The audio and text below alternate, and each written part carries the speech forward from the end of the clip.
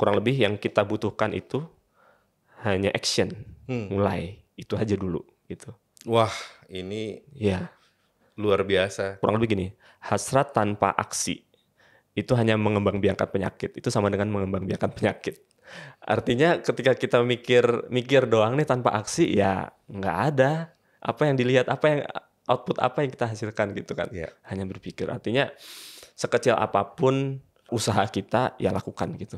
Karena setiap aksi yang kita lakukan pasti ada impact-nya, baik untuk diri kita sendiri maupun Ya, betul. orang banyak secara langsung ataupun tidak langsung gitu, Mas. Halo teman kunci, bertemu kembali di Cerita Kunci kali ini. Kali ini saya kedatangan seorang tamu yang sudah lama berkecimpung di bidang cyber security, Mas Dimas Abi. Selamat datang Mas Dimas. Ya, Boleh cerita dikit nggak Mas tentang kesehariannya dan backgroundnya sebelum kita diskusi lebih banyak dan lebih lanjut? oke. Makasih nih Mas Hensap. Jadi kegiatan saya sehari-hari selain nemenin anak di rumah. Jadi saya tuh kebetulan ngantor di salah satu instansi pemerintahan. Cukup lama bekerja di sana sejak tahun 2014. Khususnya di bidang IT saya kerjanya, Mas. Oh, di bidang IT? Bidang IT, spesifik lagi di bidang cyber security. Oke, Nah ini bidang yang sangat menantang dan menarik sebenarnya ini ya. Kenapa bisa cyber security atau IT kan biasanya nyarinya yang profesional ke swasta, ke startup segala macam gitu Mas. Ini menarik sebenarnya. Kenapa memilih untuk menjadi PNS dari Mas Abi sendiri? Kalau menurut saya ini karena mungkin cara lihatnya juga beda ya.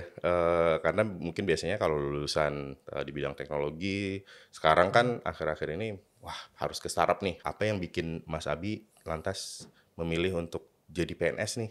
Dan menekuni bidang cyber security. Ya, jadi kalau bicara masalah kenapa milih PNS, awalnya sih karena background saya pertama di teknik elektro Mas sebenarnya. Oh, oke. Teknik elektro saya kuliah di Surabaya waktu itu. Kemudian sebenarnya sih IT itu kan bagian dari elektro ya. Nah pada saat itu, zaman itu pilihannya tidak sebanyak sekarang. Oh, ini tahun berapa nih Mas kira-kira? Saya lulus tahun 2009. 2009, oke. Seingat saya pada saat itu pilihan untuk pekerjaan tidak sebanyak sekarang gitu Mas ya. Sekarang kan teman-teman ada yang menjadi YouTuber, startup segala macam. Betul. Nah dulu tuh ya kalau nggak kerja di swasta, di BUMN atau PNS. Nah cuman saya milih PNS karena pertama dari orang tua, kemudian ibu saya juga PNS. Saya ngelihat kayaknya asik nih jadi PNS. Kemudian kayaknya di PNS itu saya bisa dapat banyak peluang untuk sekolah. Saya mikirnya gitu dulu, Mas. Oh, sekolah buat ngelanjutin Sekolah S2, buat lanjutin master S2. dan sebagainya ya. Dan ternyata memang ketika saya masuk kesempatan itu cukup besar sih, Mas.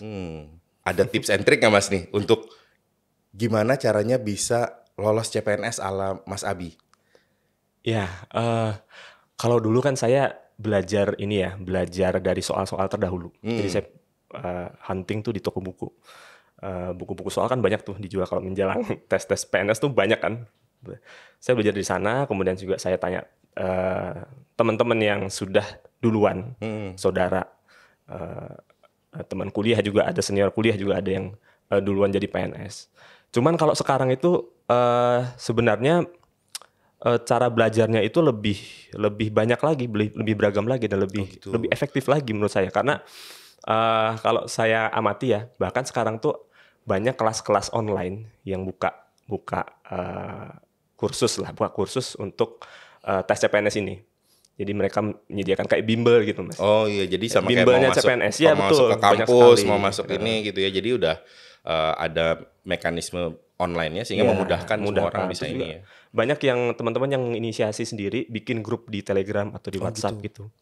Proaktif banget ya, memang Proaktif, benar-benar dikejar ya. Iya, ini. benar invite para pendaftar gitu ya, mereka inisiasi. Terus diskusi di sana, sharing soal di sana segala macam, pengumuman juga sering banget di-share di sana gitu Mas. Saya ngeliat sendiri tuh, oh ternyata ada ya grup seperti ini ya sekarang gitu ya. Setelah jadi PNS, tadi kan ceritanya Mas Abi pengen belajar lagi, pengen S2 gitu ya. Iya. Nah itu kesempatannya tadi udah sempat terlaksana. Alhamdulillah sih Oh, sempat luar terlaksana, biasa. Mas. Di mana Mas S2-nya?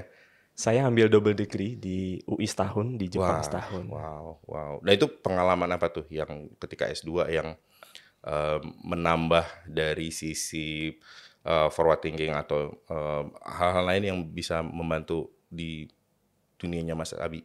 Pada saat itu saya ngambil jurusan bukan IT kebetulan. Oh, Lebih gitu. global lagi, kebijakan publik. Saya ngambilnya kebijakan publik. Wow. Dan di situ banyak perspektif baru tentang gimana menilai suatu dampak kebijakan tertentu gitu, cara ngukurnya gimana gitu. Kemudian di luar negeri juga di Jepang kebetulan saya kuliah di Jepang juga saya belajar karena temennya itu nggak cuma orang Indonesia ya. Jadi saya tahu tuh ternyata orang Eropa tuh cenderung ini ya berani mengutarakan pendapat, mereka lebih berani lah. Sementara di kita lebih kalem tapi secara kepintaran kita nggak kalah sebenarnya. Iya, betul. Secara kepintaran kita nggak kalah. Bahkan teman-teman yang se-Eropa tuh kaget dengan kita. Oh ternyata kalian ini ya untuk ngerjain data tuh malah pinter ya gitu ya. Mereka justru salut dengan hal itu, dengan apa namanya ketekunan kita untuk belajar gitu Mas. Betul. Dan ini juga saya juga kebetulan alhamdulillah pernah sempat sekolah keluar gitu ya. Dan sama gitu. Jadi yang saya rasain tuh justru sebenarnya orang Indonesia tuh potensinya gede banget sebenarnya gitu. Jadi kayak kita tuh jauh di atas rata-rata, cuman kadang-kadang nggak tersampaikan gitu ya, atau kita nggak berani ngomong, nggak berani berbuat. Tapi saya seneng banget Mas Abi karena tadi jadi continue challenging yourself gitu ya. Jadi kayak dari sekolah terus ketika mengambil pilihan pekerjaan juga sesuatu yang mungkin nggak umum juga gitu kan. Kalau kita lihat masa ini terus juga belajar sesuatu yang baru lagi gitu dari IT pindah ke S2-nya public policy gitu ya. Ini sesuatu yang menarik banget. Tapi kita balik lagi ke masalah IT teknologi lah Mas ya. Terutama di bidang cyber security ini yang terbaru lah ya. Jadi kayak kalau kita lihat contoh ada beberapa insiden lah baru-baru ini. Misalkan kayak terakhir terkait salah satu bank di Indonesia yang tiba-tiba sistemnya mati karena diserang hacker lah dan segala macam. Terus juga kita sempat dengar ada kebocoran data KTP yang 300 juta yang jadi polemik sendiri gitu ya. Sebenarnya kalau dari perspektif Mas Abi sendiri gitu melihatnya, apa sih Mas yang bukan salah gitu ya, tapi mungkin apa hal yang perlu kita benerin atau emang kita punya kekurangan bakat cyber security nggak, atau talent ini sebenarnya memang masih kurang sekali gitu di dunianya gitu. Itu dari perspektif Mas Abi yang selama ini berkecimpung di dunia itu seperti apa ya Mas kalau boleh tahu? Kalau masalah talent di bidang cyber security itu kalau menurut saya pribadi ya Mas Hensap itu kita nggak kekurangan kok. Oh gitu ya. Karena cyber security itu bisa dipelajari sendiri, autodidak tuh bisa. Tanpa harus sekolah itu bisa. Banyak source yang bisa dipakai untuk belajar dan free. Cuman kalau bicara masalah cyber security ini tadi, sebenarnya faktor yang paling penting itu dari sisi awareness dari pengguna, dari kita gitu. Dari kita. Karena memang orang-orang yang tidak bertanggung jawab ini itu selalu mencari titik lengah kita sebagai pengguna teknologi nih untuk masuk gitu. Sebagai contoh, mungkin kalau dikunci mungkin enggak ya, cuman di beberapa tempat kerja yang pernah saya lihat gitu, saya juga ngalamin dulu gitu. Sesimpel ini deh Mas Hensap, ada yang nulis akun dan password di sticky notes. Kemudian ditempel di monitor ya. Simpel itu. Kemudian tuker-tukeran flash disk tanpa scanning terlebih dahulu. Komputernya tidak dilengkapi dengan antivirus. Kemudian berbagi pakai akun, satu akun dipakai rame-rame. Terus juga ada satu kebiasaan yang mungkin sering terjadi itu, satu password itu digunakan untuk semua. Aplikasi ya. Aplikasi Instagram, Facebook, akun kunci bahkan mungkin passwordnya sama gitu. Jadi ketika satu bocor ya semua bocor. Semua bocor. Nah memang ya itu tergantung awareness kita juga. Jadi gimana kita menumbuhkan awareness terhadap cyber security ini. Salah satunya juga ini Mas Hensap yang perlu kita jadikan waspada gitu ya. Kita tuh sering tanpa sengaja atau mungkin sengaja mengakses situs-situs ilegal, misalnya kan situs film bajakan misalkan, Oke. atau menginstal aplikasi yang ilegal, crack-crackan gitu. Itu sebenarnya gudang malware tuh. Oke. Jadi ya, Jadi sebenarnya bukan iya, masalah talent security-nya kurang gitu, iya, tapi memang pendidikan dan awareness tadi awareness ya kita di yang seputar harus hal-hal yang bisa kita lakukan sebagai personal untuk bisa mencegah hal-hal yang jahat terjadi lah ya. Jadi betul. sama mungkin kayak kalau di rumah kita pasang gembok, pasang kunci, Iya, pasang keamanan CCTV. Kalau iya, untuk keamanan digital juga mesti hati-hati ya Mas. betul. Berarti dalam arti kayak sharing password tadi ya, terus Iya. ya, mungkin kalau chat APK dan lain Nah, itu sebagainya juga gitu juga ya. harus waspada Jadi juga kan. harus waspada ya. Jadi Iya. apapun aktivitas kita di online harus terus waspada. Ini reminder juga buat teman-teman kunci yang ada di luar sana, karena kita lagi bahas banyak topik seputar ini untuk bisa menjaga dirinya juga during aktivitas online. Nah, tapi sebenarnya yang mau kita bicarain hari ini tuh bukan masalah cyber security sama Mas Abi. Buat teman-teman kunci tahu semua. Jadi ada fakta unik nih dari Mas Abi.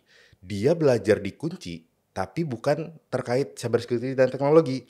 Nah, boleh tahu nggak Mas? Kemarin di kunci tuh ngambil kelas apa sih sebenarnya? Jadi saya tuh ngambil kelasnya Mbak Dilestari, Mbak Kaizen Dilestari, Writing yang ya. Kaizen Kaizen Writing. Wah, Writing betul. ini unexpected sih. Jadi buat saya tadi mungkin udah kelihatan trajektorinya gitu ya. Jadi Mas Abi belajar di mana, S2-nya apa, dan ini another surprise gitu ya.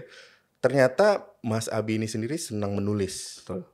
Makanya ngambil kelas Kaizen Writing itu ya. sama Mbak Dilestari yang juga kami senang sekali Mbak Di bisa bareng sama kunci gitu ya buat ngasih knowledge-nya ke teman-teman semua. Tapi apa sih Mas yang bikin Mas Abi sendiri yang tadinya memang, karena kan kalau kita lihat misalkan dari sisi background, dari sisi pendidikan dan lain sebagainya, kenapa jadi senang menulis? Mungkin itu pertama kali. Oke. Kenapa senang menulis? Pertama karena dari kecil saya suka baca, Mas. Oke. Saya suka baca buku cerita. Mm-mm. Khususnya cerita-cerita yang menyenangkan, komedi yang bisa bikin. Contohnya Mas? Lupus salah satunya. Oh, Lupus. Oh, kita kelihatan generasinya. Generasi Lupus sama Mas Hilman. Ya. Dengan permen karetnya dan sendok yang ketinggalan di rumah itu ya. Itu Lupus itu luar biasa sih. Lupus kan banyak serinya tuh. Ada Betul, Lupus betul. yang remaja, Lupus Betul. yang SD bahkan waktu itu kan. Itu saya juga suka baca itu. Jadi dari situ tumbuh keinginan menulis cerita yang menyenangkan gitu. Karena kan biasanya emang teman-teman penulis tuh berangkatnya memang dari baca. Ya, betul. Dia suka baca apa, maka dia pengen nulis seperti itu gitu. Saya juga gitu, Mas. Oke, berarti tulisan yang ditulis tuh genrenya apa tuh Mas kalau boleh di ini? Komedi. Komedi ya. Betul, berarti ya. Komedi. Oke. Nah, mulainya dari mana Mas? Jadi dalam arti tadi senang baca, tapi kan ada orang yang lantas terus nggak mulai nulis juga, ya seneng baca aja gitu ya. Jadi contoh misalkan ya saya seneng baca gitu ya, seneng baca banyak buku segala macam. Nulis ya paling nulis diary sendiri atau catatan sendiri atau blog gitu ya, paling banter blog gitu ya. Tapi what drives you untuk bisa mulai menulis secara teratur sampai mungkin jadi tulisan yang bentuknya udah jadi buku gitu segala. What inspires you, Mas Abi? Ya, kepikiran menerbitkan buku itu dulu waktu pas di tahun 2007, Mas. 2007, maaf. 2007.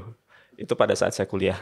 Oke. Iya, jadi sebelumnya tuh saya suka tuh nulis-nulis kayak tips dan trik di yang saya share ke keluarga sendiri gitu ya. Kayak misalkan untuk masuk ke perguruan tinggi negeri pada saat itu gitu ya. Saya suka nulis tuh tips dan trik seperti apa, dan banyak komentar di keluarga saya bahwa tulisan kamu enak dibaca gitu. Dari situ saya seiring berjalannya waktu, terus saya juga semakin suka dengan buku-buku cerita gitu ya. Saya jadi pengen tuh nulis cerita. Waktu itu saya coba belajar sendiri, saya coba cari komunitasnya di Surabaya pada saat itu, Mas. Dapat tuh komunitas Forum Lingkar Pena namanya. Oke.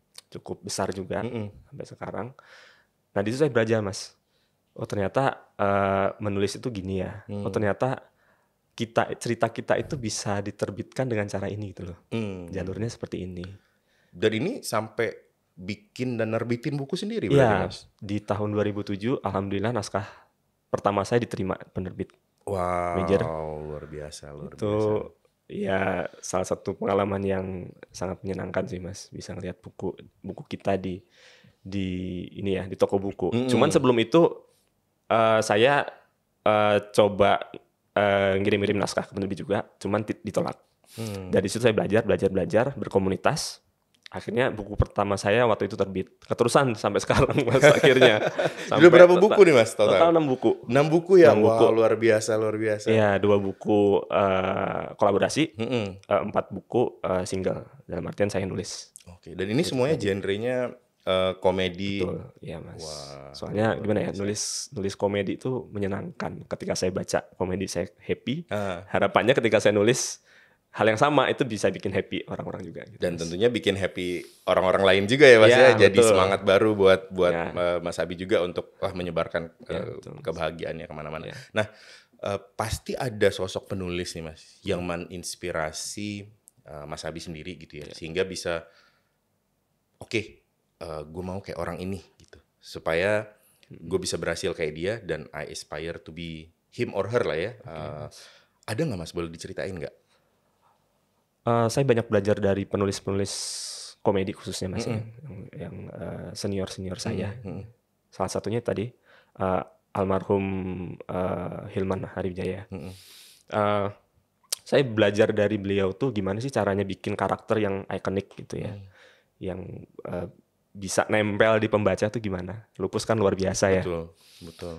Kemudian saya juga belajar dengan Kang Aditya Mulya, penulis Sabtu Bersama Bapak, Jomblo dulu. Terus gimana saya belajar dengan beliau itu gimana caranya mengemas satu cerita yang padat, yang bagus dengan ketebalan komedi yang pas gitu.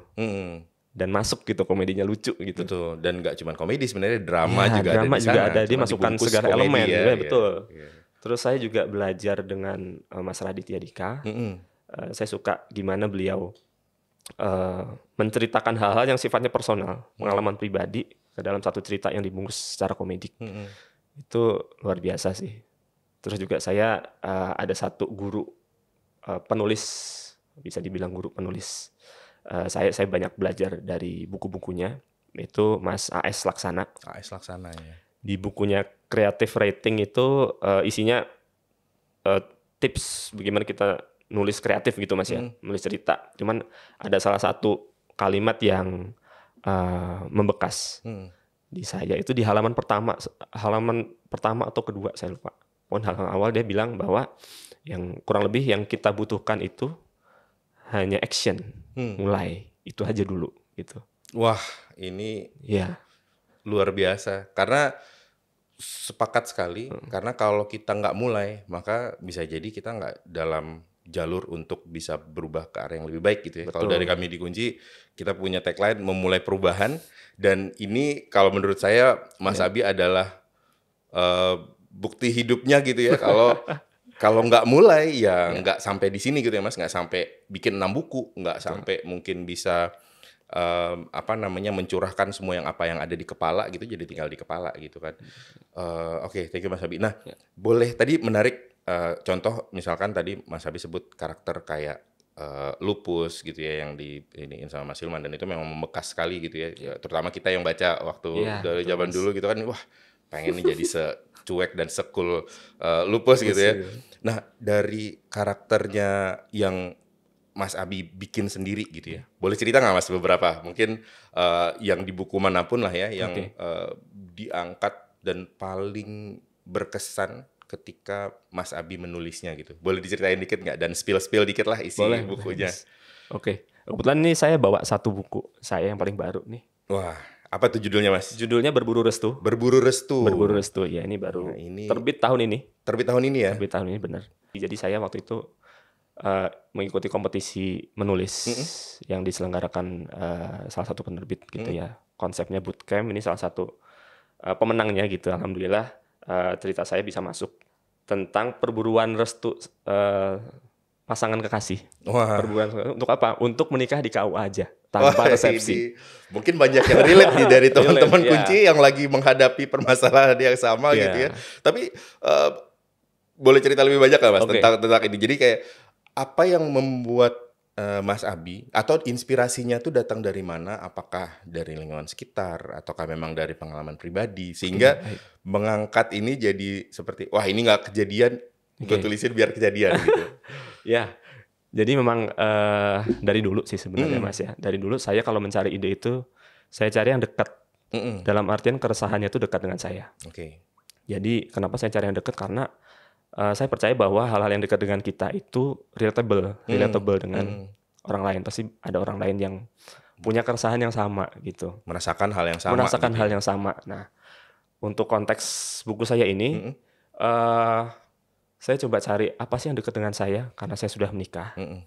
Kayaknya mengangkat tema pernikahan seru deh, Mm-mm. gitu ya. Mm-mm. Terus saya cari tuh kira-kira keresahan saya apa sih yang eh, tentang pernikahan ini gitu ya. Mm. Banyak sih, cuman ketika saya merenung, saya kaji, kayaknya fase persiapan pernikahan itu menarik untuk diangkat. Mm. Karena kan banyak pengalaman sebenarnya Mas ya, banyak pengalaman perbedaan konsep antara calon mempelai dengan mertua Mertua, atau orang tua. betul, betul, Calon betul. mempelai pengennya menikah seperti ini, tapi Ekspektasi mertua mertua beda, tidak, ekspektasi tidak. orang tua Ya, beda. gimana menyambungkan ini kan butuh effort, gitu. Iya, Butuh betul. perburuan restu, Betul, gitu betul, kan Mas. betul. Nah, dari situ saya angkat tema itu, saya create karakter yang sedekat mungkin dengan kita. Dalam artian ya ketika kita baca karakter, ini nama karakternya Dipa dan Ajeng. Dipa dan Ajeng ya. Dipa dan Ajeng seolah-olah kita melihat diri kita sendiri gitu. Mm-mm. Ya ini deket dengan kita. Orang-orang seperti ini ya memang Seperti beredar di gitu. kita, seperti kita gitu ya.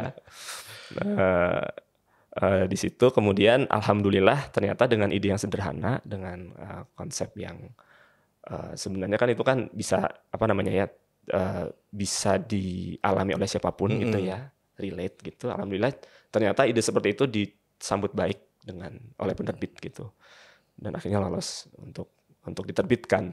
Ya, ya. Ya, Dan kalau saya lihat juga berarti sebenarnya beberapa hal ya Mas. Thank you udah sharing. Jadi satu ide kayak yang Mas Abi bilang tadi kan sebenarnya bisa jadi ada di kepala siapa aja gitu ya. betul. Jadi ada di kepala banyak orang mungkin. Iya. Wah, ini lagi ngadepin permasalahan kayak ini, lagi ngadepin momen-momen menuju pernikahan misalkan Iya. atau sudah melalui pernikahan. Tapi mungkin yang saya dapat dari Mas Abi tadi adalah tadi quote-nya tadi ya, yang dibutuhin tuh cuman mulai sebenarnya kan. Jadi dengan mulai untuk menuliskan dan menyalurkan apa yang ada di kepala ke dalam bentuk tulisan, ide-ide tadi jadi nyata gitu kan, jadi sesuatu yang menghasilkan Iya, dan betul, apa namanya jadi karya sendiri gitu kan. Iya. Padahal sebenarnya something simple mungkin yang buat semua orang, oh iya ini Kita kenapa bisa gitu ya. Iya kita bisa gitu. Cuman mungkin masalahnya mulai dan sampai jadi satu buku kan tentu ada perjuangannya ya Mas, ada Iya. latihannya tadi dari buku pertama sampai buku ke-6 juga mungkin ada proses yang Mas Abi udah laluin. Boleh cerita dikit nggak Mas tentang mungkin proses belajar ya? Iya. Jadi dalam arti Mas Abi kan juga menulis buku kan nggak langsung jadi dalam semalam jadi jago nulis gitu ya. Iya. Boleh cerita dikit nggak Mas? Kira-kira apa yang udah dilalui untuk bisa akhirnya bisa fasih menulis gitu ya. Oke. Dan mungkin sekarang kalau misalnya boleh cerita dari buku pertama versus buku yang paling baru ini yang Berburu Restu, improvementnya seperti apa sih? Oke. Ya kalau masalah tentang belajar gitu Mas ya. Kalau tentang belajar, pertama saya banyak baca buku kepenulisan, kemudian dulu tuh kan ada apa namanya website atau blog penulis yang suka bagi-bagi tips, saya belajar di sana. Kemudian yang nggak kalah penting, saya join komunitas. Join komunitas. Nah di komunitas itu saya belajar banyak dari teman-teman. Bahkan sekarang pun saya juga join komunitas secara online. Ada satu komunitas yang alhamdulillah sekarang karena dunianya online ya. Jadi ada tuh satu grup WhatsApp yang isinya penulis semua dan kita sharing apapun di sana tentang penulis. Jadi saya banyak belajar di sana, ngadain kelas juga. Sering di sana teman-teman ngadain kelas sendiri, dihadiri oleh teman-teman sendiri gitu sering. Dari setiap karya pun saya belajar, Mas. Dan saya merasakan ada progres. Jadi sekarang tuh kalau saya melihat karya saya yang pertama tuh, buku saya yang pertama tuh, saya langsung lihatnya I could have done better ini, gitu ya. Ini bisa dihapus aja nggak dari dunia ini gitu ya. Tapi mungkin banyak ya maestro-maestro juga merasa seperti itu gitu ya. Jadi kayak ketika karena kan ada hal yang pertama dihasilkan pasti setelah direvisi dan lain sebagainya gitu ya. Tapi itu kan mungkin bagian dari proses belajar itu sendiri ya, Proses, ya, Mas Abi. Dalam arti betul. yang pertama bisa jadi yang paling ini terus apa namanya? Karena kan ada juga beberapa yang kebetulan pertamanya langsung melambung tinggi, Kamu tinggi. tapi yang seterusnya mungkin struggling gitu ya. Tapi kan Iya. sebenarnya yang kita cari gimana caranya bisa sustaining untuk terus Iya. berprogres Iya. ya. Sama tadi pengen ini sih yang dari komunitas Iya. gitu ya. Jadi yang dari komunitas itu belajar barengnya itu atau apanya sih Mas yang bikin jadi apa namanya? Itu yang kayaknya kalau saya tangkap yang paling banyak ini ya Iya, mengakselerate dan membantu ya. betul.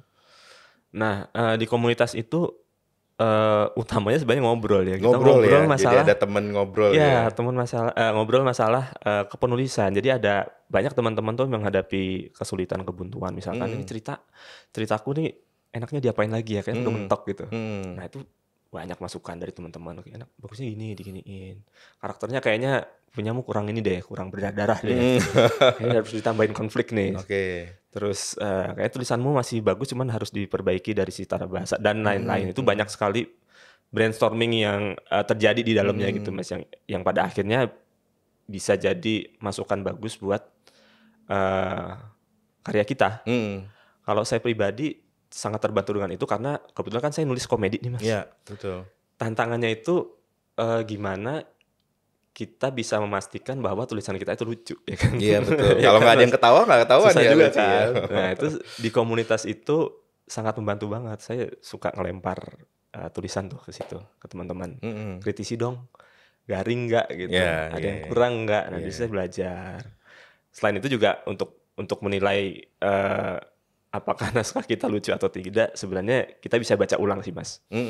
Kalau misalkan kita tersenyum nih, baca karya kita sendiri, berarti insya Allah di luar sana semua orang bisa tersenyum ada ya. juga orang yang frekuensi jokesnya sama dengan kita, itu Iya. bisa ketawa tersenyum. Oke. Jadi sebenarnya yang saya tangkap ya kalau Iya. boleh saya ambil sedikit kesimpulan dari yang Mas Abi sampaikan adalah komunitas itu penting untuk kita bisa ngobrol bareng, dapat konstruktif feedback yang tadi ya.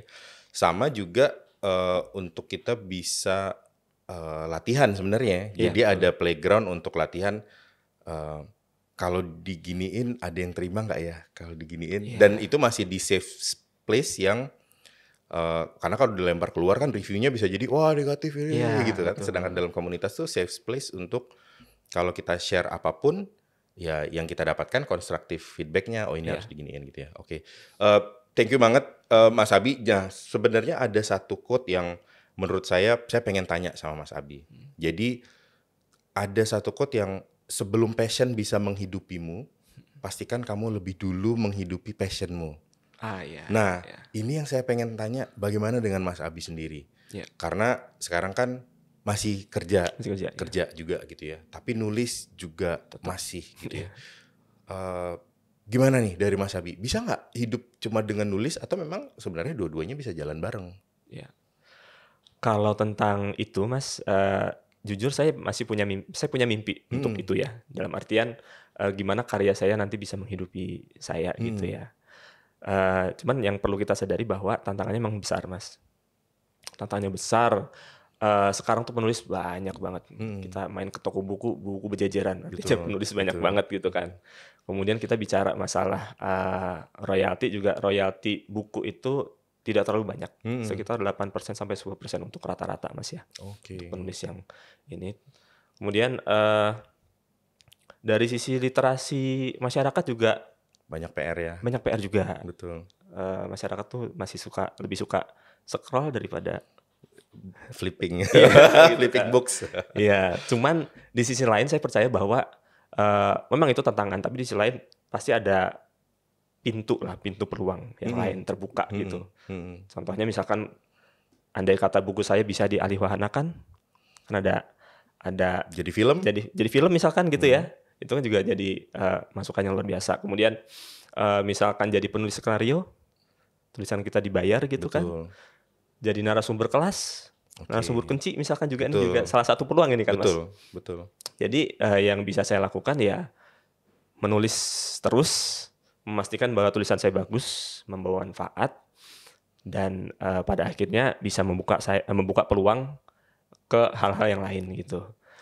Eh, untuk kondisi saat ini, kondisi terbaik saya ya seperti ini Mas. Dalam artian saya bekerja tetap, kemudian saya berkarya juga serius gitu. Betul. Karena banyak contohnya juga sih Mas, kayak misalkan Kak Ika Natasha, Iya, betul. banker luar biasa, penulis buku bestseller, banyak yang difilmkan dan lain-lain. Kang Aditya Mulia juga begitu. Betul. Dia juga bekerja, menulis juga jalan sampai sekarang, buku terbarunya juga baru terbit. Betul. Itu bisa jadi contoh juga sih untuk saya bahwa ternyata kita bisa mengombinasikan keduanya kok. Betul. Bukan berarti kita harus meninggalkan salah satu. Kalau Yes. misalkan kita bisa berjalan beriringan, bisa juga kan. Bahkan mungkin setuju saya kata Mas Hensap tadi bahwa pekerjaan kita bisa kok untuk membiayai karya kita untuk saat ini. Selama ini saya sering mengalami penolakan dalam hal submit karya. Jadi saya sering tuh mengajukan karya ke penerbit, ke platform kepenulisan sekarang banyak juga kan Mas. Betul. Ya? Itu tidak semuanya berhasil, banyak yang ditolak. Tapi api untuk menulis itu masih ada karena saya masih ingin menyuarakan apa yang ingin saya suarakan gitu ya, keresahan saya gitu. Kemudian kita juga menghadapi tantangan masalah promo nih Mas. Banyak penulis, mungkin saya juga itu nulis mungkin oke, luar biasa. Tapi begitu jadi buku nih, itu jadi buku, bingung diapain nih, cara jualnya gimana, cara masarinnya gimana, kemana, gimana caranya gitu. Nah sekarang ada sosial media, saya mulai belajar tuh bersosial media, gimana saya pede mempromosikan karya saya, keluar di sosmed saya, kerjasama dengan publisher, kerjasama dengan bookstagrammer, review buku tuh kan banyak banget Mas sekarang. Saya kasih bukunya, tolong bantu review segala macem. Ada peluang saya ambil, misalkan dari penerbit ada ngadain event di salah satu tempat gitu ya, launching pameran buku segala macam, ada satu panggung untuk ngomong, saya ditawari jadi narsum, saya ambil. Jadi dulu hal-hal seperti itu sulit buat saya, nggak tahu caranya ngomong gimana, nggak tahu cara promo seperti apa. Nah itu dari proses selama ini, dari belajar selama ini, saya mencoba menghidupkan karya saya dengan itu. Saya aktif juga menjual gitu, aktif berbicara tentang karya saya. Jadi nggak nunggu orang lain. Nggak nunggu orang lain untuk mempromosikan. Ya karena tadi ya drive dan apinya kalau tadi bahasanya Mas Abi adalah gimana suara gue bisa kedengeran, suara saya bisa kedengeran ke semua orang yang lain, suara hatinya, dan mudah-mudahan banyak yang bisa relate gitu ya dengan karyanya. Jadi karena api itu tadi jadi ya udah promosiin sendiri aja gitu ya. Gitu. Karena kita nggak bisa bergantung sama penerbit aja sih Mas. Kan dulu kita mikir gitu ya, ketika buku sudah terbit ya udah penerbit yang jualin, terserah deh mau diapain gitu kan. Tinggal nunggu dapat royalti ya. Sekarang tuh nggak bisa Mas. Sekarang tuh kita harus proaktif memperkenalkan buku kita. Itu yang cara saya untuk menghidupi karya saya ya, biar karya tetap nyala gitu, tetap ada, tetap semangat untuk nulis. Dan karena juga penulis juga makin banyak ya kan, dan orang yang berminat untuk di sini juga makin banyak, sehingga memang kita mesti cari cara buat gimana suara kita bisa keluar dan bisa beda dengan yang lain ya. Karena mungkin kalau orang kenal aja belum gimana mau baca, atau misalkan kalau orang sekarang kan mungkin ngelihatnya banyak shortcut gitu ya, bukan shortcut tapi dalam arti short attention span lah ya mungkin ya, sehingga mesti dikasih teaser gitu ya. Dan kita lihat juga sebenarnya banyak penulis-penulis besar yang melakukan hal yang sama kan. Jadi contoh misalkan kayak Aditya Mulia gitu ya, kayak Ika Natasha juga melakukan yang sama ya. Jadi aktif di sosial media, ngasih teaser, menceritakan tentang karakter yang sedang mereka bangun gitu ya, sehingga semua yang relate jadi sama nih sama gue gitu ya. Nah, balik lagi ke tadi Mas, masalah passion dan work life lah ya. Menurut Mas Abi sendiri nih sesuatu yang mesti kita pilih, karena kan kadang-kadang ada orang yang bisa jadi sebenarnya kerjanya di mana, tapi passionnya sendiri tuh apa gitu ya, beda gitu. Mungkin banyak juga dari teman-teman kunci yang bertanya-tanya nih gitu. Jadi saya harus milih nggak ya, kalau mau ngejar passion berarti saya ninggalin kerjaan. Kalau saya ngejar kerjaan ya passion saya tinggalin gitu. Sedangkan kalau saya lihat kayak Mas Abi, wah dua-duanya jadi nih, dua-duanya jadi barangnya gitu ya. Iya. Kerjaan juga continue moving dengan karirnya, tapi dari sisi passion juga api tadi tuh terus menyala gitu ya. Mungkin boleh diceritain nggak Mas? Itu apa namanya, apa yang dilakuin dan ada sosok-sosok yang dijadiin aspirasi gitu ya, Iya. buat oh mereka bisa, kenapa saya nggak bisa gitu? Iya. Iya, sebenarnya banyak contoh sih Mas. Banyak contoh gimana penulis itu walaupun punya pekerjaan utama gitu ya, tetap bisa sukses. Contohnya Kak Ika Natasha, novelnya bestseller, jadi banker luar biasa juga. Kang Aditya Mulya juga dia bekerja sambil menjalankan passionnya sebagai penulis. Betul. Tahun ini juga baru menerbitkan buku tuh. Masih terus produktif Masih ya, terus nggak produktif. berhenti. Artinya sebenarnya dua hal itu bisa dijalani bareng. Seperti saya juga saat ini juga mencoba menjalani dua hal itu. Tantangan pasti ada. Gimana kita bisa kita harus membagi waktu gitu Mas ya, Betul. dengan kesibukan kantor, dengan gimana bisa passion ini tetap jalan, hobi saya, kecintaan saya terhadap tulis menulis itu tetap bisa saya jalani gitu ya. Tetap saya usaha sebaiknya, saya bagi waktu. Bahkan ketika saya melihat satu peluang gitu ya untuk menulis ini, saya langsung ambil gitu. Contohnya ini, pada saat Kompetisi ada ya? kompetisi ya, pada saat ada kompetisi dari salah satu penerbit itu, kebetulan saya pernah vakum nulis nih Mas, dari tahun 2015. Saya vakum nulis karena kesibukan dan lain-lain. Saya coba nulis lagi karena saya kangen nih. Dengan nulis tuh bikin kangen ya. Saya di tahun 2019-2020 saya coba nulis lagi, catch up lagi, dan ternyata luar biasa tantangannya karena saya harus catch up, harus gimana sih Mas kalau teknis, secara ini teknis ya. udah lama nggak nulis, tahu-tahu nulis kan kaku ya, otak kaku, Betul. tangan kaku juga gitu kan. Saya coba ikut lomba ini, alhamdulillah karya saya yang ini bisa lolos sampai final. Itu pun sebenarnya buah perjalanan dari mencoba memulai lagi. Balik lagi ke memulai. Pemulai Ya. ya. Jadi ketika saya coba balik ke dunia menulis, saya coba adaptasi lagi karena dunianya berbeda banget dengan terakhir kali saya betul. di 4 2012. tahun ya, cukup lama ya berhenti. Itu beda banget. Ketika saya balik itu platform kepenulisan online itu lagi hot-hotnya. Kemudian genre makin cerita juga bervariasi gitu ya. Peluang juga makin banyak, harus informasi juga makin luar biasa gitu ya. Saya coba catch up. Cukup lumayan capek juga karena banyak penolakan seperti yang saya ceritakan tadi. Sampai akhirnya saya ketemu dengan lomba ini. Lomba ini cukup menarik karena konsepnya tuh bootcamp Mas. Jadi pertama kita ngirim ide dulu. Ide oke, baru masuk ke tahap selanjutnya. Tahap selanjutnya lolos, menulis maraton sampai akhirnya bisa oke, ini karya ini bisa diterbitkan gitu.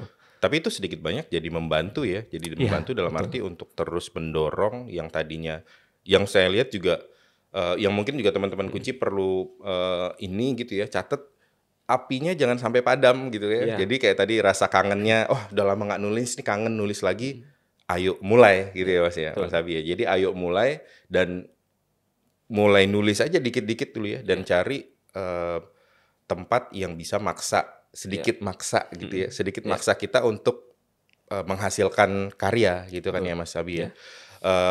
Oke, ini banyak banget yang udah kita dapetin dari Mas Abi hari ini, dari cerita perjuangannya, dari cerita terkait bagaimana bisa menghasilkan karya-karya terus ya Mas ya. Mudah-mudahan juga suatu saat kita bisa lihat karyanya Mas Abi di film dan televisi nanti ya suatu saat ya, karena saya lihat juga wah ini seru nih kayaknya nih kalau karya-karyanya bisa nanti kita nikmati dalam berbagai format. Nah, mungkin beberapa terakhir Mas, kan sempat kemarin belajar bareng Ramang Kunci gitu ya.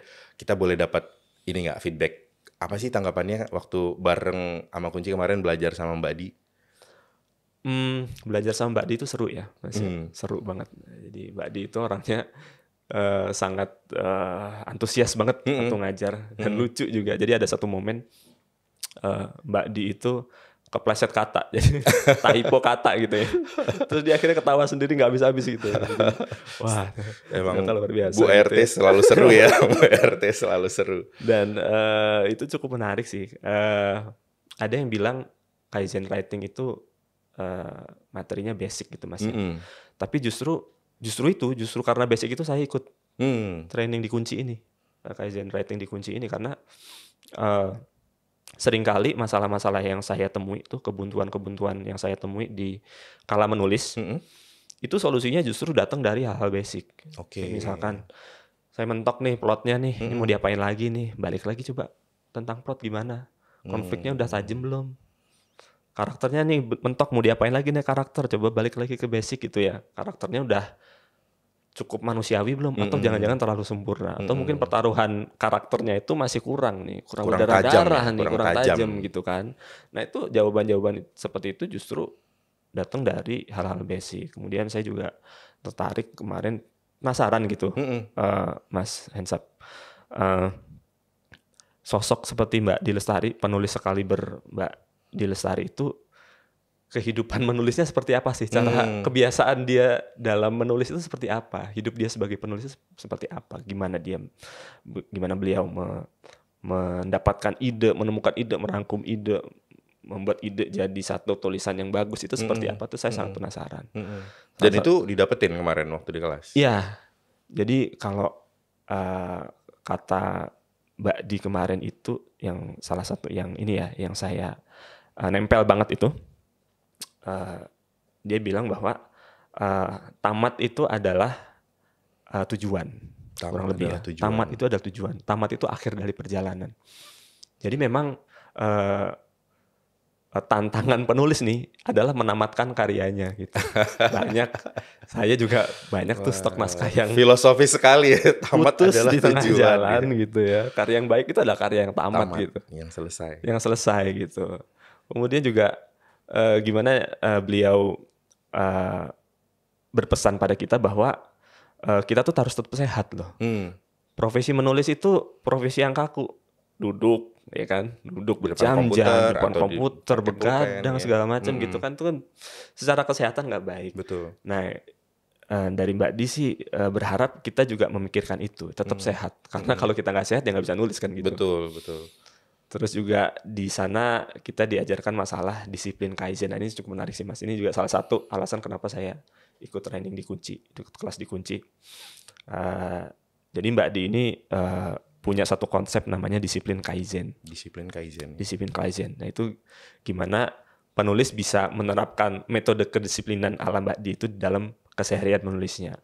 Nah di disiplin Kaizen ini, Mbak Di itu ngajarin kita tentang namanya kalkulator komitmen. Kalkulator komitmen itu menarik sekali. Gimana kita menghitung satu proyek menulis itu ya. Misalkan kita mau nulis satu cerita, katakanlah 30.000 kata. 30.000 kata. Kemudian dilempar balik ke kita nih. Kita sanggupnya seminggu itu berapa kali sih nulis? Berapa kali? Misalkan 2 minggu sekali. Mempertimbangkan kesibukan gitu ya. Dari satu sesi menulis itu kita bisa berapa jam menulis. Dari berapa jam itu kita bisa selesai berapa ribu kata. Nah dari situ terhitung tuh untuk menyelesaikan satu proyek ini butuh berapa lama. Nah komitmen itu dituangkan juga dalam tulisan. Jadi kita bikin semacam kontrak gitu ya. Kontrak dengan diri sendiri ya ini dan ya. Mengetahui ditandatangani juga oleh orang terdekat kita, keluarga, misalkan istri, suami, teman, boleh.